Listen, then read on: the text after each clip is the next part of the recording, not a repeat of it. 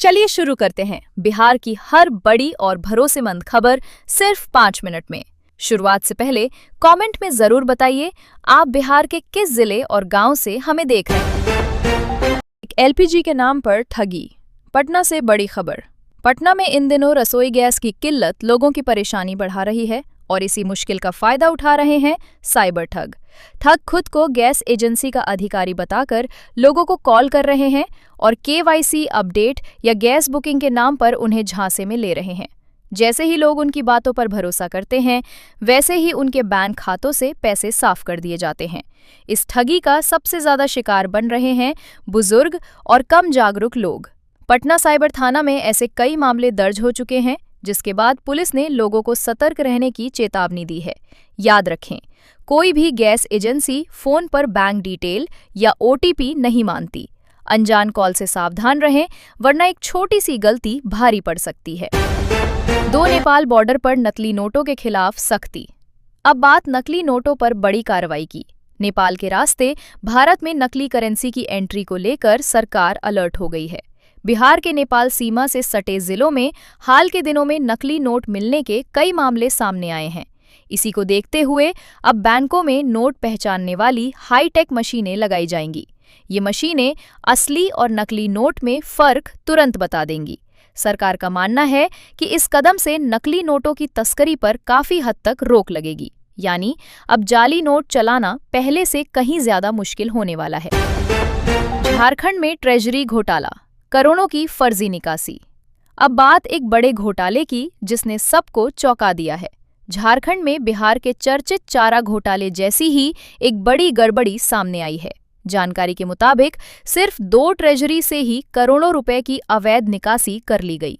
Bokaro treasury से करीब 4 करोड़ 30 लाख रुपए और हजारीबाग ट्रेजरी से लगभग 15 करोड़ रुपए गायब।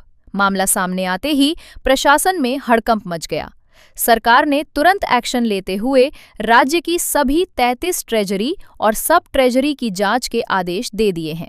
अब देखना होगा कि इस जांच में और कितने बड़े खुलासे होते हैं।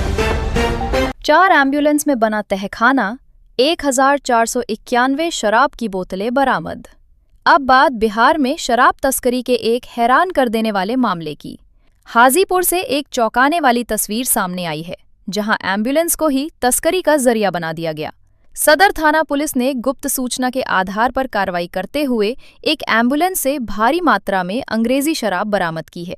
सबसे हैरानी की बात यह है कि एम्बुलेंस के अंदर तहखाना बनाकर शराब छिपाई गई थी। पुलिस ने करीब 1491 बोतलें यानी लगभग 555 लीटर शराब जब्त की है। हालांकि कार्रवाई के दौरान तस्कर मौके से फरार हो गया। इस मामले में एम्बुलेंस मालिक और चालक के खिलाफ केस दर्ज किया गया है। पुलिस अब फरार आरोपी की तलाश में जुटी है और पूरे नेटवर्क को खंगालने की कोशिश की जा रही है। मुजफ्फरपुर से नेपाल तक बिजली की बड़ी परियोजना। अब एक अच्छी खबर जो उत्तर बिहार की तस्वीर बदल सकती है। भारत और नेपाल के बीच ऊर्जा सहयोग को लेकर बड़ा कदम उठाया जा रहा है। मुजफ्फरपुर से नेपाल तक 400 केवी डीसी ट्रांसमिशन लाइन बनाई जाएगी। इस परियोजना से उत्तर बिहार में बिजली व्यवस्था मजबूत होगी। मुजफ्फरपुर, सीतामढ़ी, मधुबनी और दरभंगा जैसे जिलों में स्थिर और भरोसेमंद बिजली मिलने की उम्मीद है। सरकार का मानना है कि इस प्रोजेक्ट से पूरे इलाके में बिजली की क्रांति आ सकती है। भागलपुर में ट्रैफिक सुधार के लिए बड़ा प्रोजेक्ट।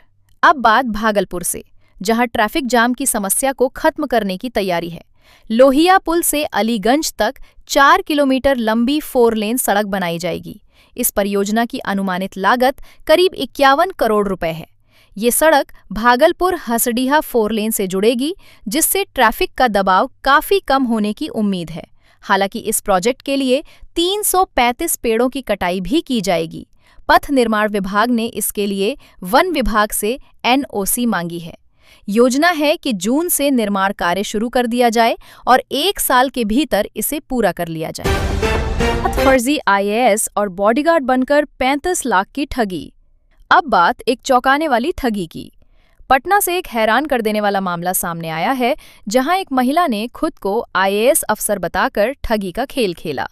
सफेद रंग की चमचमाती कार, जिस पर लगा था बिहार सरकार का बोर्ड और अंदर बैठी एक कथित अफसर, ये सब देखकर एक ठेकेदार पूरी तरह प्रभावित हो गया।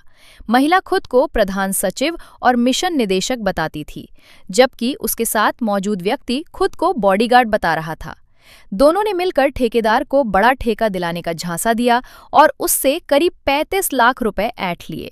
लेकिन जब सच्चाई सामने आई तो पता चला कि दोनों ही फर्जी निकले। इस खुलासे के बाद पूरे इलाके में सनसनी फैल गई है और पुलिस अब पूरे नेटवर्क की जांच में जुटी है। अमेरिका और ईरान के बीच लंबे समय से चल रहा तनाव हाल ही में सीज फायर के जरिए थमता दिख रहा था। करीब 40 दिन बाद दोनों पक्ष शांति की ओर बढ़े थे, लेकिन ये राहत ज्यादा देर तक टिक नहीं पाई। सीज फायर लागू होने के कुछ ही घंटों बाद इजरायल ने लेबनान में बड़ा हमला कर दिया। इस हमले में एक ही दिन में 250 से ज्यादा लोगों की मौत